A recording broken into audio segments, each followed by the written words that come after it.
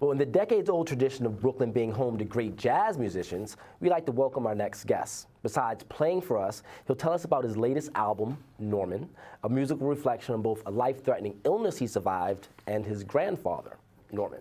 Joining us now is Brooklyn-based alto saxophonist Andrew D'Angelo.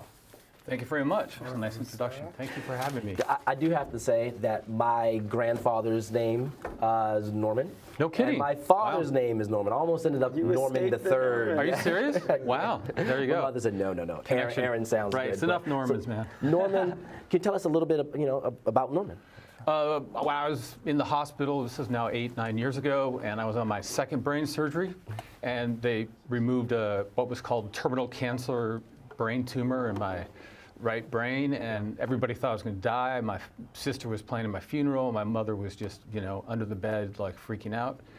And a friend of mine decided to write a piece of music, a healing song. And my middle name is Norman, as you said, my grandfather's name. So he penned this song to heal me, basically. I'm not saying that's the only thing that healed me, but I'm saying whatever, because I didn't want to do chemo, I didn't want to do radiation, and the doctor was like, well, then you're going to die even sooner. I said, no, I'm not. I was kind of arrogant, but confidence I think is good. And I went went to Tibet, I went to India, I went to Iceland, I went to Nepal, I went all over the world searching healers and shamans, and like you kind of just acknowledge, just do whatever it is you want to do. Yeah. So, and for me, music obviously is a big part of it. So, and then I decided to make, about 5 years after, because the doctor said if you make it that long, you're not going to die from brain cancer. Yeah. So about 6 afterwards, 6 years, I went to the studio and I wrote this record's worth of music, and I called it Norman. And then a few years later, somebody put it out, and now it's here for us to all listen to. So that's a hell of a story there. How do you distill all of that down into, well, speaking of packing it in, how do you distill that all down to a sound? When I hear it, am I going to hear like joyous things? Is it going to sound like the struggle that you went through, or what's the sound like? You're talking about the record itself? Yeah, the record itself. You're going to hear it all, because sometimes life was really great and people were treating me like a king, and that was wonderful. But then sometimes it was like, I felt like I had the proverbial gun to my head, and the doctor's like, you're going to die soon, Mr. D'Angelo. Like, no, I'm not, right? Sort of. Yeah. So there's some angst on that record where I explore the fear and medical instilled angst of reality, and I don't want to start talking. That diagnosis. Yeah, I mean, it is intense. Yeah. So yes, when you listen to the record, there's joy, there's love, there's healing, but there's also angst. Yeah, there's some of that too. Well, can you tell us a little bit briefly how you sort of started your journey in music, and also how jazz sort of lays itself perfectly for this type of record and transformation for you? Interesting question. There's a lot of chatter about what is jazz, like people defining jazz, different people.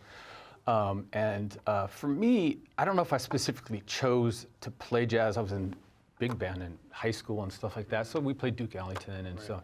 But I like improvisation, okay? Whatever that means. The energy of the room, the energy of the people, the energy of the environment. I travel a lot, I'm all over the world. And people tend to say, if you improvise, it's jazz.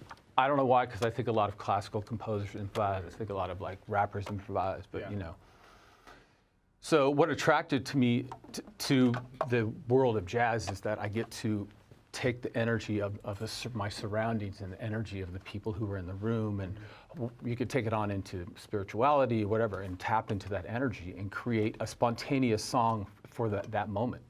So that's what I like about So what kind of music influences you then? If you're just in the room and you're picking up on stuff and it helps your improvisation, is there a playlist in your mind? Man, it has changed since my whole brain. I call that period brain. Okay. So but you, to be fair, you had a whole musical career and everything, but now you really think of that as a before and after moment. That's right. I call it before brain and after brain. Gotcha. That's very nice. But musical influences are people like, of course, Thelonious Monk, or like Cecil Taylor, or Ornette Coleman, or we were talking about Stanley Turrentine out there. I don't remember who I was speaking to, and Duke Ellington and Count Basie, the big bands, and Jimmy Lyons, and all these guys.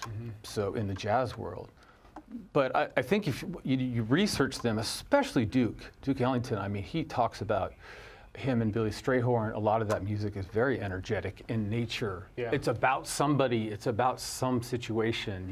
Yeah. So it was always there. I just didn't consciously notice it until I myself was facing what could be possibly my last day or last minute. I'm kind of stuck on what you were talking about, like how if you improv, they throw it into jazz, but you spoke about like hip hop people improvising and even the classicists. Yeah. But is there a dream collaboration that you would like to have with any sort of living or dead person that you want to bring out their jazz? Like, oh, right, to hear them improvise with me. Or, yeah, man. Wow, that's a big question. You should have asked me. Like, here. You should have prepped me with. One of my biggest dreams was to work with an orchestra, with my music, and get some of these orchestra players, which I actually just did about a year and a half ago in Portugal. 52-piece orchestra on stage with me, and the principal violinist was so excited she got to make up a part for, it was maybe for 10 seconds or something, but for her, she was so excited. And so that was a big dream of mine. And I would like to work with an opera singer who wants to improvise with me. And I haven't found one yet, so. Okay.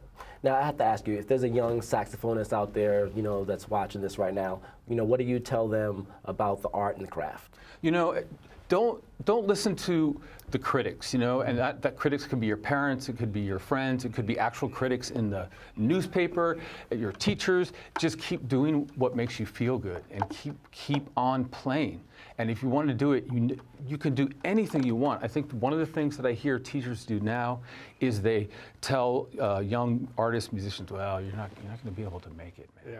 Well, I mean, let's have you show them by example. Yeah. What are you going to play for us today? I will play a version of Norman from my record. Yes, Norman. All right. Well, now we have Andrew D'Angelo with Norman.